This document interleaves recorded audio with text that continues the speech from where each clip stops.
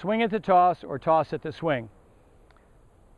There's an interesting thing happening in the game of tennis and how it keeps changing because of the different rackets, the different training, and the different professional models.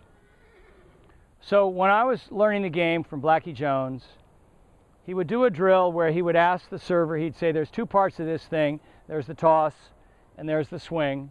And he'd say, do you think it's better to toss it into the swing or swing at the toss?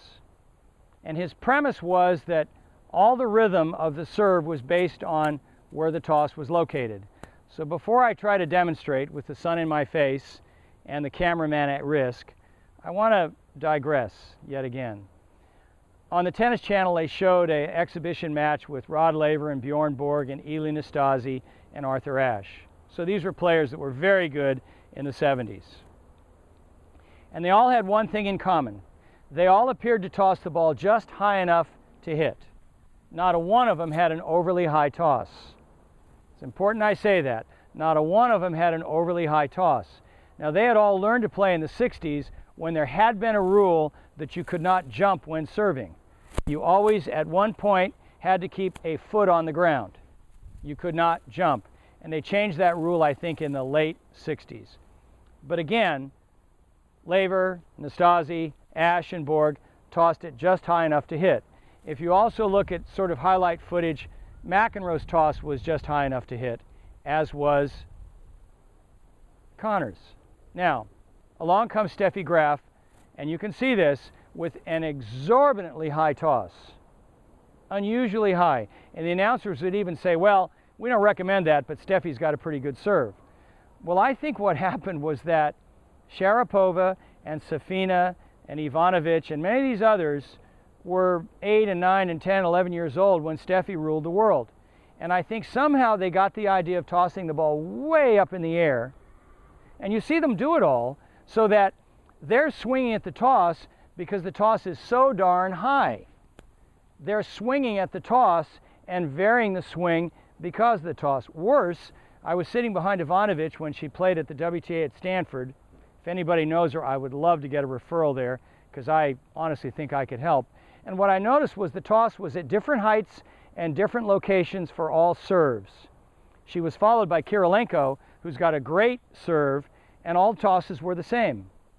So to demonstrate swing at the toss or tossing at the swing, my coach Blackie would serve with his eyes closed.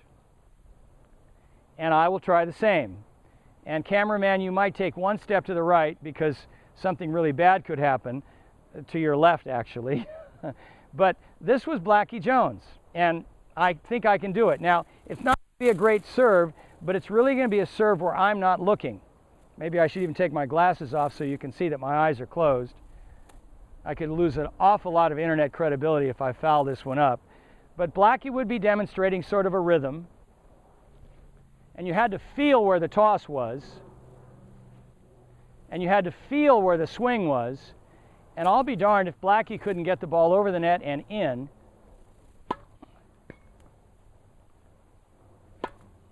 And the second toss was slightly higher, and I slowed it down a little. But I don't think anybody can change their serve overnight, nor can anyone take this information and immediately use it. But start to observe at your local courts tosses, variation in tosses, and see who serves well and see who serves poorly. But my view is that a lower toss is better because it emphasizes rhythm and really helps with simplicity.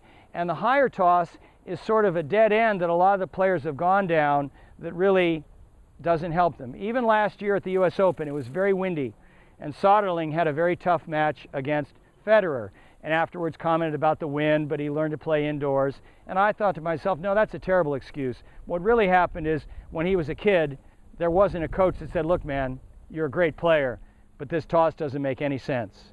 Deal with your toss.